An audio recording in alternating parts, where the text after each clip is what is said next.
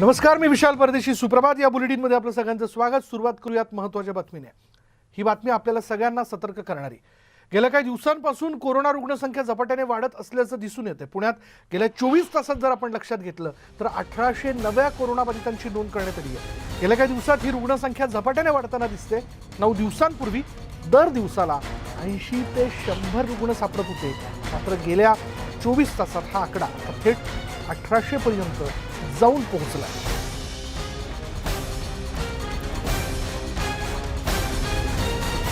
त्यामुळे गेल्या 24 तासातला पुणे जिल्ह्यातला आकडा जर आपण लक्षात घेतला हा 1800च आहे आणि हा आकडा जो आहे तो आणखी दुप्पट होऊ शकतो. त्यामुळे पुणेकरांनी खूप काळजी घेणं गरजेचं आहे. वारंवार सगळ्यांना हेच सांगणे जे प्रशासनाच्या वतीने देखील आपल्याला सांगण्यात येतं की कोरोनाशी संबंधित त्रिसूत्रीचं पालन करा. मास्क वापरणं अनिवार्य आहे. गर्दीत जाणं टाळा. शक्यतो सभा समारंभ जेवढे टाळता येतील किंवा आयोजित न केलेले बरे. आणि सगळ्यात महत्त्वाचं म्हणजे कोरोनाशी लढा आपल्याला द्यायचा असेल तर लसीचे 2 डोस जे ते पूर्ण करणं फार आवश्यक आहे. बऱ्याच लोकांनी पहिला डोस घेतला पण दुसरा नाही. काही लोकांमध्ये गैरसमज या विषयाला घेऊन आहेत. ते गैरसमज काढून 2 डोस पूर्ण करणं आवश्यक आहे. कारण आता आपण 15 ते 18 वर्ष वयोगटातील मुलांचं लसीकरण जे ते सुरू केलेलं आहे आणि त्याचबरोबर फ्रंटवर असणारे म्हणजे फ्रंट लाईनवर असणाऱ्या आरोग्य कर्मचाऱ्यांना बूस्टर डोस देखील देण्यात येतोय. त्यामुळे लवकरच बूस्टर डोस हा सर्वसामान्य लोकांना देखील उपलब्ध होईल ज्यांनी 2 डोस पूर्ण केलेले. म्हणून आपण जर ही आकडेवारी जर आपल्याला नियंत्रणात आणायची असेल तर नियमांचं पालन यामध्ये खूप आवश्यक ठरणार आहे. सुदैवाने ज्यांना कोरोनाची लागण होताना दिसते त्यांना या ठिकाणी असणारी लक्षणे जी सौम्य आहेत, फार काही अगदी ICU दाखल करावं लागतं अशी काही परिस्थिती नाही आहे. पण ही परिस्थिती बिकट होऊ शकते, बिघडू शकते. कारण हा संसर्ग अगदी वेगाने पसरतो. एक व्यक्ती साधारण नाही म्हटलं तरी 20 ते 30 लोकांना बाधित करू शकतो.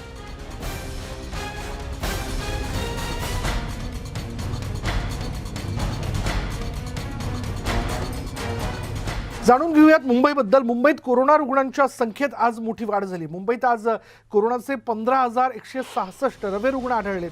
पहिल्यांदाच एका दिवसात इतक्या मोठ्या प्रमाणात नागरिकांना कोरोनाची लागण झाली आहे. यातील 87% रुग्ण तर कोणतीही लक्षणं नसलेले आहेत. मुंबईत आज दिवसभरात 1218 रुग्णांना रुग्णालयात दाखल करावं लागतंय.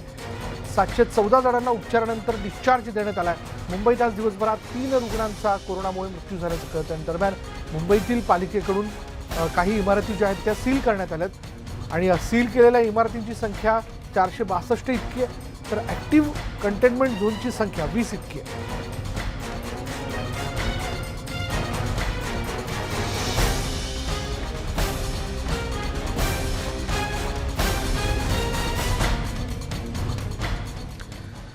मुंबई उपनगरासह आजूबाजूच्या शहरांमध्ये कोरोनाच्या आकडेवारीवरती एक नजर टाकूयात.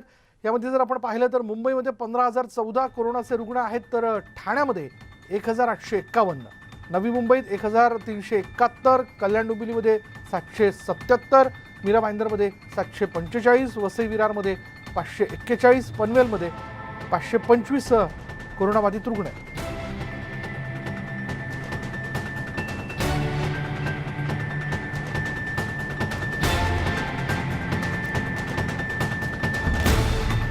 मुंबईतली नेमकी काय परिस्थिती आहे, काय उपाययोजना केल्या जातात जाणून घेऊयात. आमचे मुंबईचे प्रतिनिधी तुषार उपनवर आपल्याबरोबर आहेत. तुषार, मुंबईमध्ये गेल्या 24 तासातली आकडेवारी पुन्हा एकदा हेलावून सोडणारी आहे. काय माहिती याबद्दल? विशाल, आपण जर पाहिलं असेल तर कोरोनाच्या तिसऱ्या लाटेमध्ये मुंबईमध्ये ज्या रुग्णांची आकडेवारी समोर आलेली आहे ती जवळपास 15,000च्या घरामध्ये आहे. दुसऱ्या लाटेमध्ये हा उच्चांक आपल्याला 11,000पर्यंत होता आणि सर्वात महत्त्वाची बाब म्हणजे 11,000 हा उच्चांक होत असताना जवळपास 1.5 महिन्यांचा कालावधी या ठिकाणी लोटला होता. मात्र फक्त आता अवघ्या 7 दिवसांमध्ये हा उच्चांक 15,000वरती गेलेला आहे. एक सुदैवाची बाब आणि एक पॉझिटिव्ह बातमी म्हणजे की हे जे बाधित होत आहेत या सर्वांनाच आपल्याला हॉस्पिटलाइज करावं लागत नाहीये आणि या बाधितांमध्ये सर्वाधिक जास्त प्रमाण आपल्याला बाधित होणाऱ्यांचं जर पाहायला मिळत असेल तर ओमायक्रॉनचे रुग्ण आपल्याला वाढताना पाहायला मिळतात.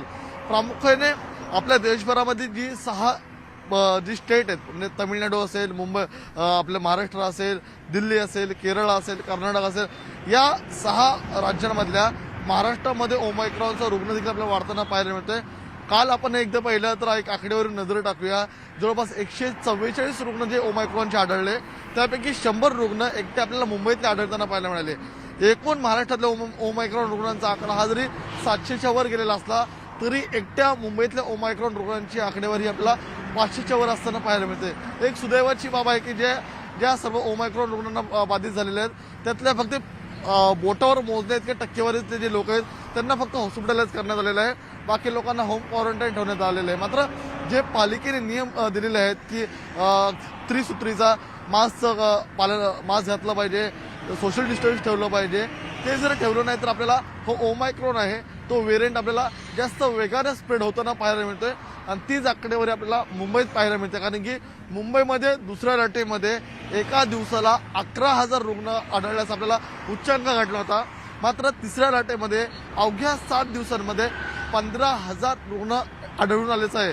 ही काही मुंबईकरांच्या दृष्टीने सुदैवाची बातमी नाही आहे। त्यामुळे मुंबईकरांनो तुम्ही आता सोशल डिस्टन्सचं पालन करा, हा एकमेव पर्याय असणार आहे। त्याचप्रमाणे पालिकेने जे नियम दिलेले आहेत त्या नियमांचं पालन करावं।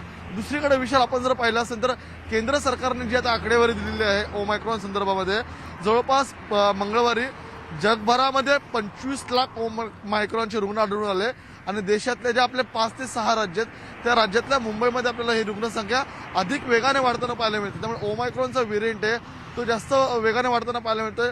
पालिका प्रशासन आपल्याला पूर्णतः सज्ज असल्याचं पाहायला मिळतं कारण की जे 15,000 रुग्ण आढळले त्या 15,000 काही हजार रुग्णांना आपल्याला घरीच होम क्वारंटाईन ठेवण्यात आलेलं आहे। कारण की पालिका आयुक्तांनी स्पष्टपणे सांगितलेलं आहे ज्या रुग्णांना लक्षणे आहेत किंवा ज्या रुग्णांची इमर्जन्सी आहे त्यांनाच आम्ही हॉस्पिटलाइज करणार आहोत, ज्या रुग्णांना कोणत्याही प्रकारची लक्षणं नाही त्यांना आम्ही होम क्वारंटाईन करणार आहोत। त्यामुळे आता आपण जर पाहिलं असेल तर पालिकेच्या रुग्णालयांमध्ये आपल्याला मोठ्या प्रमाणात आता गर्दी होण्यास सुरुवात झालेली आहे। त्यामुळे मुंबईकरांनो सतर्क राहा, सोशल डिस्टन्सचं पालन ठेवा आणि जी त्रिसूत्री नियमांचं जो दिलेलं आहेत मुंबई पालिकेने त्याचं या ठिकाणी पालन करा। विशाल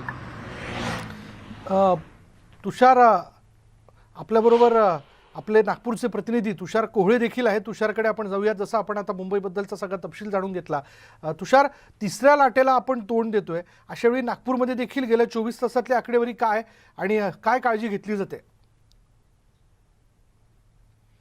अजिंक्य विशाल जर का आपण मागच्या 24 तासातले जर का आकडे बघितले तर नागपूरमध्ये 404 नवीन कोरोनाचे रुग्ण नागपूरमध्ये सापडलेले आहे। एक दिवसाआधी हाच आकडा 196 होता। म्हणजे नागपूरमध्ये देखील दुपटीने आकडे वाढताना दिसत आहे। दुसरी महत्त्वाची गोष्ट की नागपूरचे जे टास्क फोर्स आहे त्यांनी सांगितलं की नागपूरमध्ये डेल्टा व्हेरियंटच बहुतांश आपल्याला पाहायला मिळत आहे आणि याचे कम्युनिटी स्प्रेड परत एकदा झाल्याचं पाहायला मिळत आहे। पहिल्या लाटेमध्ये असो किंवा दुसऱ्या लाटेमध्ये जो जागतिक स्तरावरचा ट्रेंड आपल्याला पाहायला मिळत होता तोच आता तिसऱ्या लाटेमध्ये देखील तोच ट्रेंड पाहायला मिळत आहे।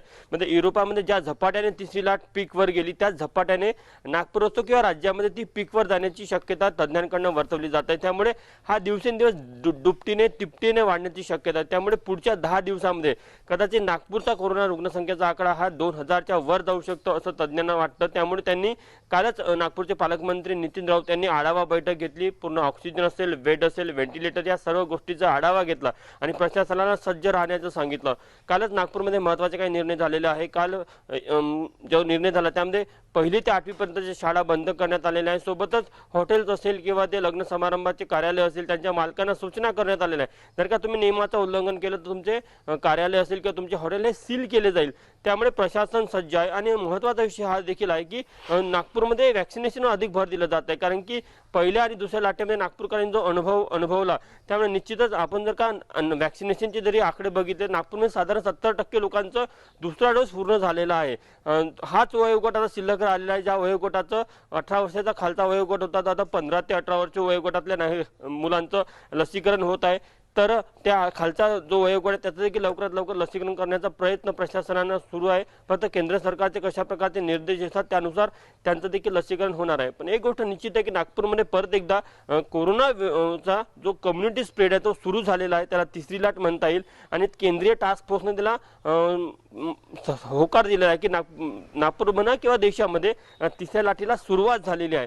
त्यामुळे प्रशासनाकडून आता सतर्क राहून नवनवीन नियम लागू केले जात आहेत। त्याचा एक उदाहरण काल आपल्याला पाहायला मिळालं की तातडीची आपत्कालीन बैठक नागपूरच्या पालकमंत्र्यांनी घेतली होती आणि त्यामध्ये नवीन नियम सांगितलेले होते आणि त्याचा आजपासून अंमलबजावणी देखील होत आहे। त्यामुळे निश्चितच नागपूरमध्ये देखील परिस्थिती चिंताजनक आहे। सोबतच काल नागपूरमध्ये 10 ओमिक्रॉनचे रुग्ण सापडले। ओमिक्रॉनचे जे रुग्ण नागपूरमध्ये येत आहे त्यामध्ये महत्त्वाचा विषय की काही असे रुग्ण ज्यांची ट्रॅव्हल हिस्ट्री नाही, त्यामुळे प्रशासनाला या गोष्टीची भीती आहे की ज्या रुग्णांची ट्रॅव्हल हिस्ट्री नाही अशा रुग्णाच्या माध्यमातून जर का ओमायक्रॉनचा कम्युनिटी स्प्रेड झाला तर निश्चितच हे जे आकडे आहे हे देखील मोठ्या झपाट्याने वाढण्याची शक्यता आहे. नागपूरमधली सगळी परिस्थिती आपण जाणून घेतोय. पण तुषार, याच्या तू जसं म्हणालास की काही लोकांची ट्रॅव्हल हिस्ट्री नसतानाही त्यांना ओमायक्रॉन या व्हेरियंटची लागण झाल्याचं दिसून येत आहे. याबद्दल आरोग्य विभागाकडनं काय सांगितलं जात आहे?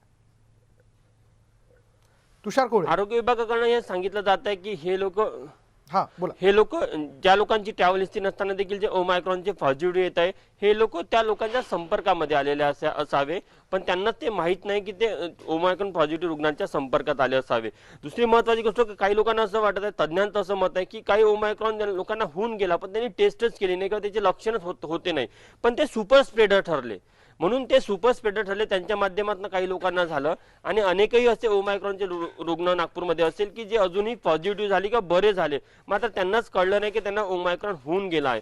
तर या सर्व गोष्टीमध्ये आपण बघता प्रशासन सज्ज आहे, कारण की नुसतं नागपूरच नाही, तुम्ही मुंबईमध्ये घ्या किंवा राज्यातले अनेक असे ओमायक्रॉनचे रुग्ण आहे ज्यांची ट्रॅव्हल हिस्ट्रीच नाही. म्हणजे मागच्या एक आठवड्याआधी मुंबईचा आकडा 18 होता, नागपूरमधला तो आकडा 3 होता. आता मुंबईचा कदाचित तो आकडा मला एक्झॅक्टली माहीत नाही, पण तो जास्त आहे, कारण की ज्या लोकांची ट्रॅव्हल हिस्ट्री नाही असे लोक देखील ओमायक्रॉन पॉझिटिव्ह येतं. यावरून एक लक्षात येतं की ओमायक्रॉनचा देखील कम्युनिटी स्प्रेड होत आहे, तो प्रायमरी स्टेजला आहे. म्हणजे हळूहळू ज्या प्रकारे आपण आफ्रिकन कंट्रीमध्ये बघितलं की 1 महिन्यामध्ये तो पीकवर गेला, तितक्याच खाली तो आला. आता आफ्रिकन देशामध्ये रात्रीचा जो लॉकडाऊन होता तो त्यांनी बंद केलेला आहे किंवा तिथले निर्बंध आहे ते कमी केलेले आहे. त्यामुळे तज्ज्ञांना असं वाटतं की आपल्या देशामध्ये देखील ओमायक्रॉन असो किंवा हा तिसऱ्या लाटेचा जो पीक असेल तो झपाट्याने वर जाईल आणि तितक्याच झपाट्याने खाली येईल. त्यामुळे फेब्रुवारीच्या मध्यापासून तर याची सुरुवात होऊ शकते किंवा फेब्रुवारीच्या शेवटपर्यंत हा पीक राहू शकतो. म्हणजे त्या 15 ते 20 दिवसांमध्ये पीक पाहायला मिळेल आणि याची प्राथमिक जी स्टेज असेल ही साधारण जानेवारीच्या मध्यांमध्ये असेल.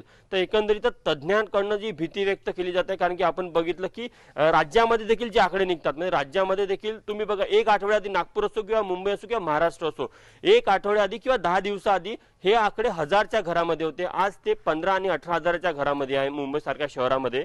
त्यावरून तुम्हाला कल्पना येते की ह्या कम्युनिटी स्प्रेड किती वेगानं होत आहे. बरोबर. तर प्रशासन सज्ज आहे, फक्त प्रशासनावर आता दबाव आहे आणि प्रशासन आणखी कडक निर्बंध 1-2 दिवसांमध्ये त्यावर निर्णय घेऊ शकतं. धन्यवाद तुषार कोळे. तुषार रूपांवर देखील आपले प्रतिनिधी आपल्याबरोबर होते.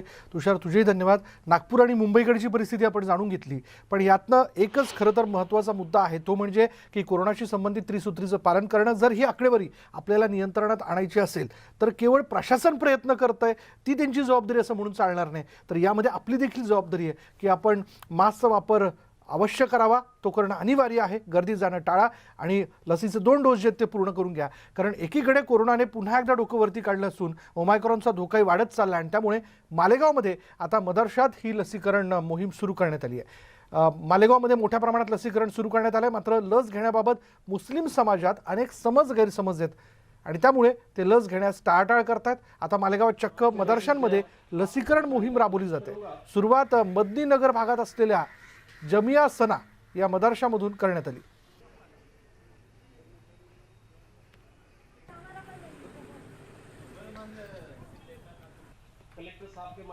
त्यामुळे समाजातील लसीकरण मोहिमेबद्दलचे गैरसमज दूर करण्यासाठी म्हणून ठिकठिकाणी जाऊन अधिकारी सगळ्यांना समजून सांगतात आणि त्याची सुरुवात म्हणून मदरशांमध्ये जे विद्यार्थी, म्हणजे 15 ते 18 वयोगटातील जे विद्यार्थी आहेत त्यांचं लसीकरण जे आहे त्याची सुरुवात करण्यात आलेली आहे. ठिकठिकाणी लसीकरण मोहीम जी आहे ती आयोजित करण्यात आली आहे. काही ठिकाणी तर रांगोळी काढून या माध्यमातून संदेश देण्याचा प्रयत्न जो आहे तो दिला जातोय. मुस्लिम समाजात लसीकरणाला घेऊन काही अफवा आहेत, काही गैरसमज त्यांनी पक्के करून घेतलेत आणि ते दूर करण्यासाठीच म्हणून आता मालेगाव महानगरपालिका जोरदार प्रयत्न करत आहे. कारण ही लसीकरण मोहीम आपल्याला 100% यशस्वी करायची असेल तर सगळ्यांनी लस घेणं फार आवश्यक आहे. और मैं खुद वैक्सीन ली हूँ, इसका कोई भी साइड इफ़ेक्ट नहीं है. मेरी माँ और बहनों से गुजारिश है कि वो भी ये वैक्सीन लें, क्योंकि इसकी बहुत अहमियत है. अगर जो अभी अब तक नहीं लिए होंगे वैक्सीन तो वैक्सीन ले लें, और इसके अलावा इसका कोई भी साइड इफेक्ट नहीं है. आता आपण पाहिलं की या भगिनीने थेट आपल्या सगळ्या समाजातल्या भगिनींना अपील केलंय, आवाहन केलंय की ही लस घेतल्याचे कोणत्याही प्रकारचे साईड इफेक्ट नाहीत. त्यामुळे कृपया जर कोरोनापासून स्वतःचं संरक्षण करायचं असेल तर लसीचे 2 डोस पूर्ण करून घेणं गरजेचं आहे. कारण वारंवार न्यूज 18 लोकमत देखील आपल्याला अपील करते आणि सांगते की आता आपण बूस्टर डोसच्या दिशेने वाटचाल करतोय. तुलनेने इतर देशांमध्ये 3ऱ्या डोसनंतर 4थ्या डोसला देखील सुरुवात झालेली आहे. पण आपल्याकडे लसीकरणाबद्दल काही गैरसमज असल्या कारणाने लसीकरण मोहीम जी आहे ती वेगाने पुढे जाताना दिसत नाही. बघूयात याबद्दल आणखीन काय प्रतिक्रिया आल्यात. वही मज़हब इस्लाम ने इलाज को करने के कहा है कि कोई बीमारी का इलाज करना चाहिए, उसी के साथ साथ तदाबीर भी इख्तियार करना चाहिए. उसी की एक कड़ी है कि जो मौजूदा हालात है, कोरोना महामारी का दौर हमने देखा है कैसे ख़तरनाक हालात थे, खौफनाक हालात थे. आज में इसमें इसलिए ज़रूरी हो गया कि आज वैक्सीन लगाने के बाद हम अपनी हिफाजत भी कर सकते हैं, अपने घर वालों की हिफाजत कर सकते हैं और इसी तरह मुल्क भी महफूज रहेगा. त्यामुळे साहजिकच आपला जर प्रश्न असेल की हा कोरोना संपेल तरी केव्हा, मिटेल तरी केव्हा, तर त्यावरती एकच उपाय, लसीकरण. पुढे पाहूयात बातमी गुजरातमधनं. गुजरातच्या सुरत शहरात गॅस गळतीमुळे 5 जणांचा मृत्यू झालाय. 20 जणांची प्रकृती यामध्ये गंभीर असल्याचं कळतंय. सुरतमधल्या GIDC मध्ये म्हणजे तिथल्या औद्योगिक क्षेत्रामध्ये एका टँकरमधून विषारी गॅसची गळती झाली आणि ही गळती सुरू झाल्यानंतर आपण बघतोय की 5 जणांचा मृत्यू झाला यामध्ये आणि 20 लोकांना उपचाराकरता रुग्णालयात दाखल करण्यात आला आहे. जाऊयात आमचे प्रतिनिधी प्रशांत लीला रामदास आपल्याबरोबर आहेत. प्रशांत, याबद्दल काय अपडेट? महत्वाचं म्हणजे या संपूर्ण सुरतच्या घटनेवरती अपडेट आलेला आहे. जवळच म्हणजे खास करून ज्या परिसरात सुरतच्या GIDC परिसरात जी घटना घडली त्या दुर्घटनेमध्ये जर बघितलं तर ते बाजूला खाडी आहे. त्या खाडीमध्ये विषयुक्त केमिकल सोडलं जात होतं, पण तिथे पाण्यामध्ये पूर्वीच कुठलं तरी केमिकल होतं. त्या केमिकलचा डिस्चार्ज होताना त्या दोघांच्या मिश्रणातून विषारी गॅस तयार झाली आणि ते जवळच असलेल्या आई डायन कंपनीच्या ज्या हवेच्या माध्यमातून ते पोहोचली. या कंपनीमध्ये काही कामगार कार्यरत होते आणि ते झोपून होते, पण जेव्हा ती हवा त्यांच्या पर्यंत पोहोचली त्या विषारी हवेमुळे त्या सगळ्यांना श्वास कोंडल्यासारखा वाटला आणि तिथे तडपूनच जवळपास काही जणांचा मृत्यू झाला. एक करून जवळपास 6 जणांचा मृत्यू झाल्याची माहिती पुढे आलेली आहे. यावेळी त्या घटनेच्या वेळी जवळपास 28 कामगार त्या कंपनीत कार्यरत होते. बाकी सगळ्यांना तिथून लवकरात लवकर तिथल्या जवळचा सामान्य रुग्णालयात दाखल करण्यात आलेला आहे. या घडीला जर या क्षणाला जर बघितलं आपण तर 22 लोकांवरती उपचार सुरू आहे. बरोबर. 6 जणांचा मृत्यू झालेला आहे आणि 8 जण व्हेंटिलेटरवरती आहेत. धन्यवाद प्रशांत या सगळ्या माहितीबद्दल. या घटनेनं सुरत शहरात हळहळ व्यक्त केली जाते आणि यामध्ये जे अत्यवस्थित त्यांच्यावरती उपचार सुरू आहेत. पुढे पाहूयात मसाला किंग धनंजय दातार यांचा मुलगा ऋषिकेश याचा विवाह सोहळा, शुभविवाह मोठ्या थाटामाटात संपन्न झाला. पाहूयात याविषयीचा स्पेशल वृत्तांत.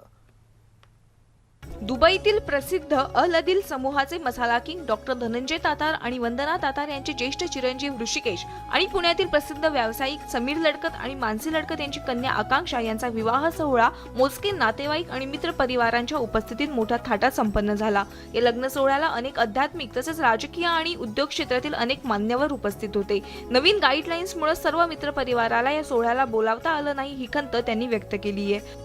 पुण्याची एक सून आपल्याकडे येते आणि ती पण खूप शिकलेली आहे, तर बिझनेसमध्ये तिचा पण उपयोग होईल असं वाटतं मला. तुम्हाला सगळ्यांना ह्या कार्यक्रमामध्ये आम्हाला सहभागी करून घ्यायचं होतं, परंतु अशा परिस्थितीमुळे आम्ही केलं नाही. पण तुम्ही सदैव आमच्या पाठीशी आहात. बस आता या येणाऱ्या फॅमिलीमधल्या न्यू एक्सटेन्शनला तुमचे ब्लेसिंग्स हवेत आम्हाला. ऋषिकेश आणि आकांक्षा या नवदाम्पत्याच्या पाठीशी आपले आशीर्वाद कायम राहावेत अशी इच्छा डॉक्टर धनंजय दातार आणि त्यांच्या पत्नीनं यावेळी व्यक्त केली आहे. यानंतर नमस्ते महाराष्ट्रामध्ये इथेच थांबणार आहोत. पहा फक्त न्यूज 18 लोकमत.